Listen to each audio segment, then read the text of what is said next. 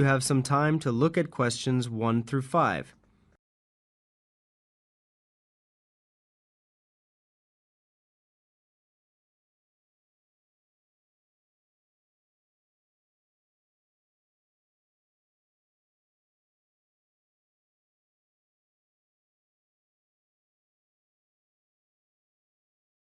Now we begin. You should answer the questions as you listen, as the recording is not played twice. Listen carefully to the conversation and answer questions 1 to 5. School of Architecture, Professor Burt's office. Oh, good morning. I was wondering if you could give me some information about the forthcoming Architecture 21 conference. Dates, enrolment procedures, costs, that sort of thing. Well, the conference runs from the 18th to the 20th of October. 18th to the 20th of October. Oh, good. I'll still be here then. And, where exactly is it being held? Is it at the university, as in previous years? No, it's actually being held at the Pacific Hotel. We've rather outgrown the university conference facilities, so we've opted for this new venue. Right. Paradise Hotel. No, the Pacific, that's PACIFIC. Oh, right. And presumably we can get accommodation at the hotel? Yes, but you'll need to contact them direct to arrange that. I'll give you the number for hotel reservations. Have you got a pen ready? Yes, go ahead. It's area code 07 and then 9333 2266. And what's the registration fee? Individual fees are $300 for the 3 days, or $120 a day if you only want to attend for 1 day. Are there any student concessions? There's a 50% concession for students, so that's $150 for the 3 days, or $60 a day. And am I too late to offer to give a talk? Oh, I'm pretty sure you've missed the deadline for that. Oh, really? But I've only just arrived here in Australia. Is there any way I could have a paper accepted? Well, you'd need to talk to Professor Burt, the conference organiser. I can put you through if you like. That'd be great. Oh, and can I just check the spelling of his name? Is that B-U-R-T? Yes, that's correct. You have some time to look at questions 6 to 10.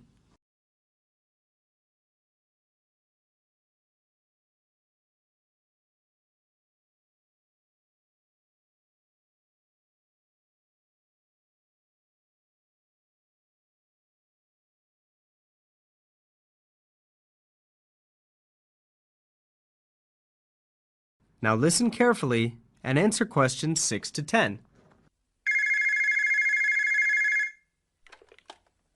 Professor Burt speaking. Oh, hello. My name's John Helston. I'm an architecture student at London University. I'm here in Australia for 3 months, looking at energy-saving house designs. Right.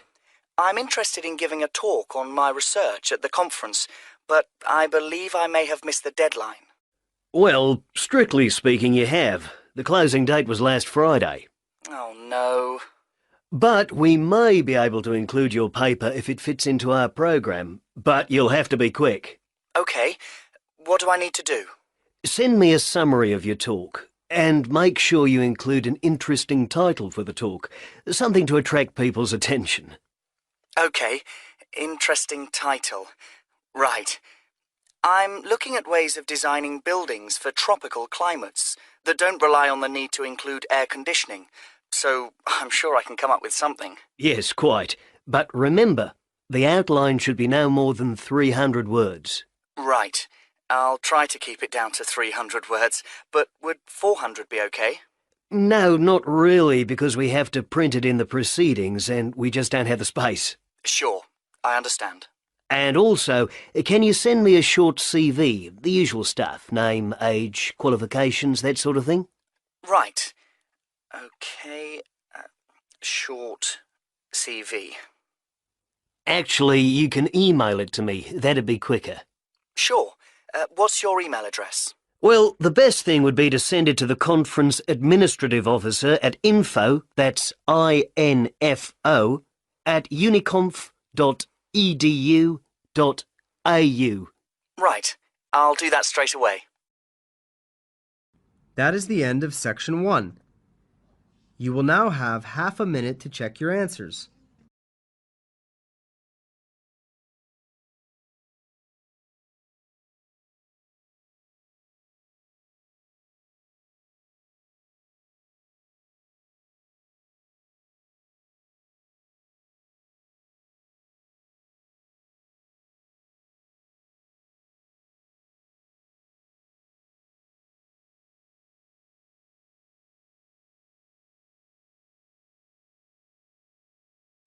Now turn to Section 2.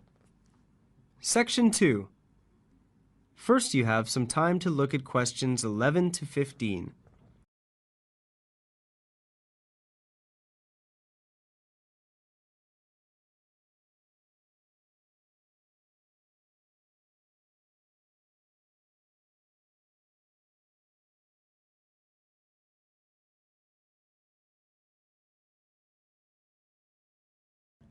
Now listen carefully to the short introductory talk and answer questions 11 to 15. Good afternoon, everyone, and welcome to Apsley House. My name's Henry James, and I'm the proprietor of this, I must say, wonderful old house. My staff and I will do all that we can to ensure that your stay here at Apsley House is both informative and relaxing. If you look at the schedule I've prepared, you will see that we have planned a number of different activities for you. But what I'd like to do today is to introduce the house to you. So let's first deal with the history of the house. Apsley House is known as one of the finest houses in England. It was originally designed and constructed by the Scottish-born architect Robert Adam between the years 1771 and 1778, and from day one was the office of the Duke of Wellington. Back then it was a private house, but in 1987 it opened to the public for the first time. The Duke of Wellington was an avid collector of art, and if you look to the room to your left, can everyone see that all right? Yes? Good. You will see a rather large art gallery. The viewing gallery is 90 feet long and houses a wide range of art from all over Europe. Until recently, the gallery was closed to the public, but I'm pleased to say that it is now open and you are free to visit anytime you wish. If you take a look at the schedule, you will see that I'll be talking to you about the gallery tomorrow after breakfast, so if you're interested in art, please be here by 9 o'clock for the talk. You now have some time to look at questions 16 to 20.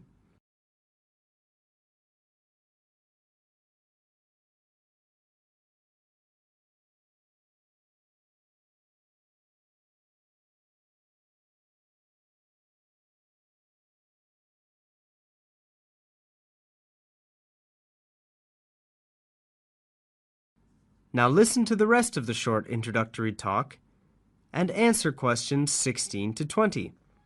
This room here, to your right, is the cafeteria. Breakfast is served from 7:30 to 8:30 a.m., although you can request breakfast in your room if you prefer. The dining hall serves a traditional English breakfast, although vegetarian food is available on request. Just let the kitchen staff know the previous evening. Outside you will find a magnificent garden. A section of the garden was converted into a car park in 1990 to make way for the growing number of visitors. Nevertheless, much of it remains and is an ideal place for you to wander and enjoy the peace and quiet, or simply sit and read. There are a lot of animals in the garden, including birds, squirrels, rabbits, and not to forget Felix the cat. Now don't be alarmed if the animals come up to you.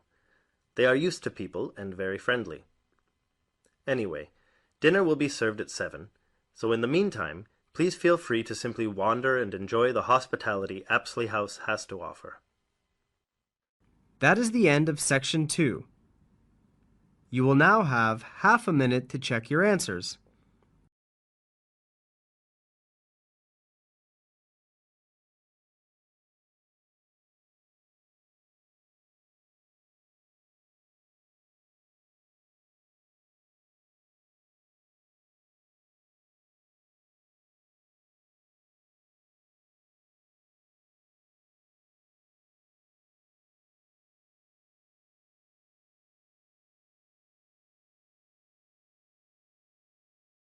Section 3. You will hear two students, Anna and Chris, talking about postgraduate courses in music. First, you have some time to look at questions 21 to 25.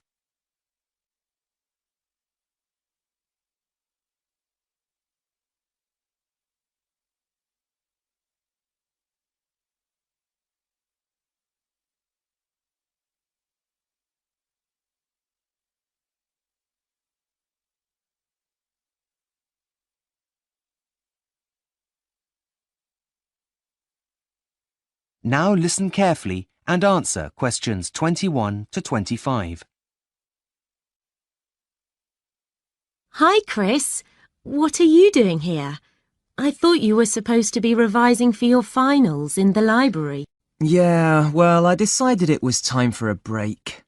I really wasn't being very productive, so thought I'd come and have a coffee and some fresh air to see if that'd help. What are you doing with all those prospectuses? Well, I'm trying to decide which university to apply to for my MA in music. The choice is really overwhelming. Well, that certainly is a big pile of prospectuses. Maybe talking about it will help you at least narrow it down. I've got some time, and to be honest, it'll be a welcome distraction from my dissertation. Great! Thanks, Chris. So far, the universities that appeal the most are the Academy in London, Leeds Conservatory of Contemporary Music, and the Henry Music Institute, which is also in London. I'm not an expert, but wouldn't the Henry Music Institute be the best, as it's the one that everyone's heard of? Well, yes and no. Leeds Conservatory of Contemporary Music is also pretty famous. And although the Academy in London is less well known, they've got some excellent modules on offer. But still, it's always good to have a well-known name on your CV, even if Leeds Conservatory of Contemporary Music and the Academy in London are good. What about the entry requirements? That might help you to make a decision. Well, funny you should say that, as I was just looking at them. The Academy in London requires an audition, as does the Henry Music Institute. Leeds Conservatory of Contemporary Music doesn't? No, they want candidates to compose a piece of music instead, before attending an interview. Don't the others require you to do that? Compose, that is. No, the others ask you to write an assignment, stating why you want to join the course first of all. But if I pass that stage, then I'll also have to attend a face-to-face interview, like the other two places, with the head of school. Assuming that goes okay, then I'll be accepted onto the course. Right. Sounds tough. I know, but I suppose it's for a master's degree, so I wasn't expecting it to be easy. What about the fees? Are they all the same? Well, surprisingly, the fee structures are very different. Why's that? I really don't know. But, for example, the Henry Music Institute is the most expensive, at £8,000 a year. Next comes the Academy in London, and the cheapest is Leeds Conservatory of Contemporary Music. How much are they exactly? Well, for a full-time course lasting 1 year, it's £7,000 at the Academy in London and £6,000 at Leeds Conservatory of Contemporary Music. OK. Well, what other expenses do you have to take into consideration? Like train fares, for example. If you're going to be travelling home and back during the holidays, that's got to be a factor. I'm not worried about that. Though insurance is an added cost, as I'll need to make sure my instrument is covered. However, all of them require me to send in a cheque for the charges for applying before they'll process my application. Is that normal? Apparently. Can I have a look? Yes, of course. Here you are. What is it? Well, I think you might have a problem. Why? What is it? Well, it says here that the deadline is January the 9th. That's next week. Where? let me see. Oh, you're right. Which prospectus is this? The Henry Music Institute. Oh, no. What am I going to do? Make your decision now? Is the closing date the same for all of them? Let's check. Look here. Leeds Conservatory of Contemporary Music is on the 19th, but the Academy in London isn't until the 30th of this month. OK, I'd better hurry up and make a decision. Before you hear the rest of the conversation, you have some time to look at questions 26 to 30.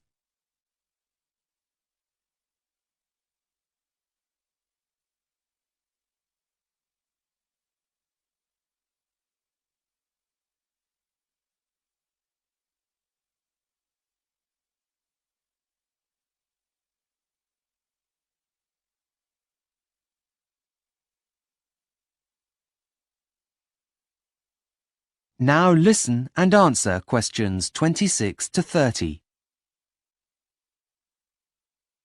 Right. Now, apart from those 3 colleges, I also wanted to have a quick flick through Northdown colleges and the one from the James Academy of Music. Look, here it is. Facilities at Northdown College. What does it say? Well, it has a library with a dedicated historical research section that's world famous. That's all very interesting, but it's not going to make me go there. OK. The Academy in London has 4 campuses all around central London. They all have large common rooms, and there's one 24-hour cafeteria at the biggest site. That's nice, but for me, the most important thing is somewhere to practice. Yes, of course. Right, now, where did I see it? OK, here it is. Look, now this is good. Leeds Conservatory of Contemporary Music has over 100 teaching and practice studios. What a luxury! Here there are only 10, and it's really difficult to find one empty, so I often have to play in the gardens. Oh dear. Anyway, that's the past, and this place looks great. Well, what about the Henry Music Institute? Look, there's a new suite with the latest that technology has to offer, and a small museum dedicated to the history of music. That's really impressive. I don't think I'm really that interested in using computers while making music, so that's not a selling point, really. But look, this place is interesting. The James Academy of Music. It comes recommended by lots of people in the music industry. And all of its courses have a business element, as well as having a professional studio for recording albums. Wow, that sounds really cutting edge. So, are you any closer to making a decision now? That is the end of section 3. You now have half a minute to check your answers.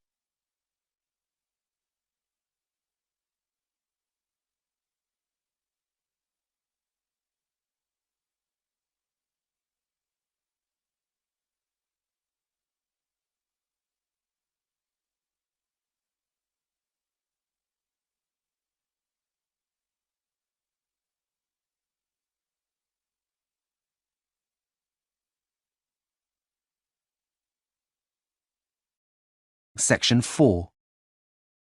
You will hear part of a student presentation on how music and art are used in the healing process. First, you have some time to look at questions 31 to 40.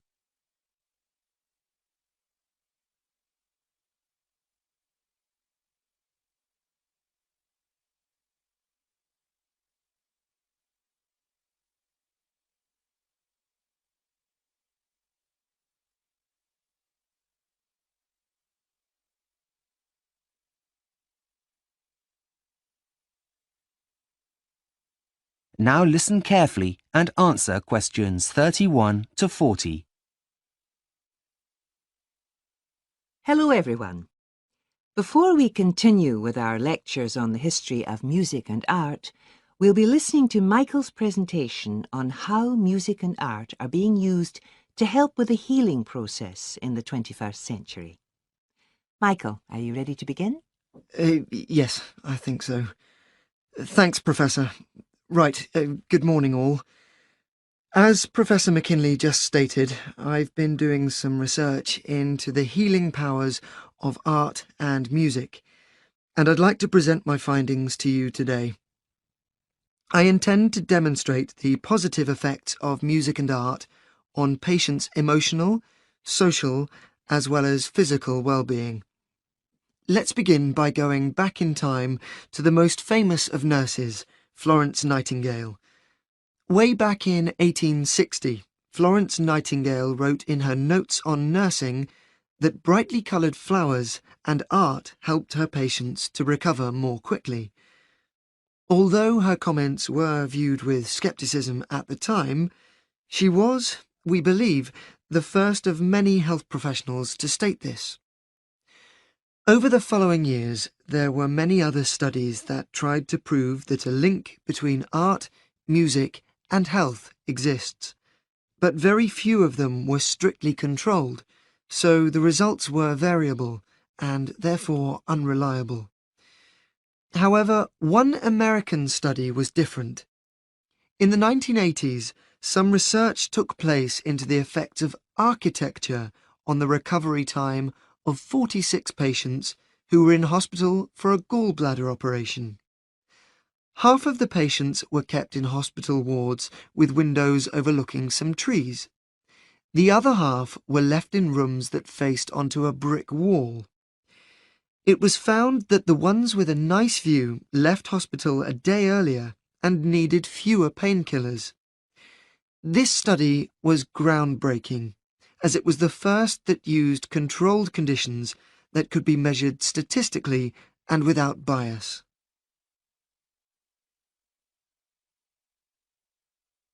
Now I'd like to bring you up to date and take a closer comparative look at 3 research projects on 3 very different types of patient. The first monitored the health of unborn babies. In the study, which took place at a hospital in London, babies were played live music and their heart rates were monitored.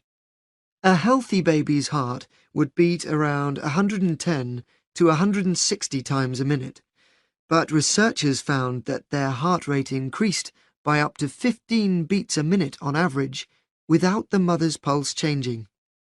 This is a good sign that the baby is healthy. In addition, the mothers that took part in the survey also said they felt more relaxed. Another study looked at cancer patients who were visiting as day patients to receive their chemotherapy treatments. They were treated in a room that had artistic pictures hanging on the wall. The pictures were changed each week so that the patients would not have to look at the same ones week after week. When questioned afterwards, patients said that they felt less pain because the images helped take their mind off the treatment they were receiving. They also noted general improvements in their well-being. Finally, the last study analysed the treatment of a group of elderly patients who were in hospital to have a hip replacement operation, and so they needed to stay for around 10 to 14 days. The researchers played them 30-minute tracks of soothing classical music, but not every day, and then monitored their progress using a questionnaire. When asked to rate how they felt both with and without music, the patients consistently stated that they felt less anxious on the days when they had the music playing. There was a second, unexpected but completely understandable result from the research. The staff liked the music so much that they said they too felt happier and that they would be less likely to leave the hospital for a job elsewhere if it were to continue. Now that has to be a good thing, which will also have a positive effect on the quality of the treatment patients receive. In conclusion, I'd like to bring to your... That is the end of section 4. You now have half a minute to check your answers.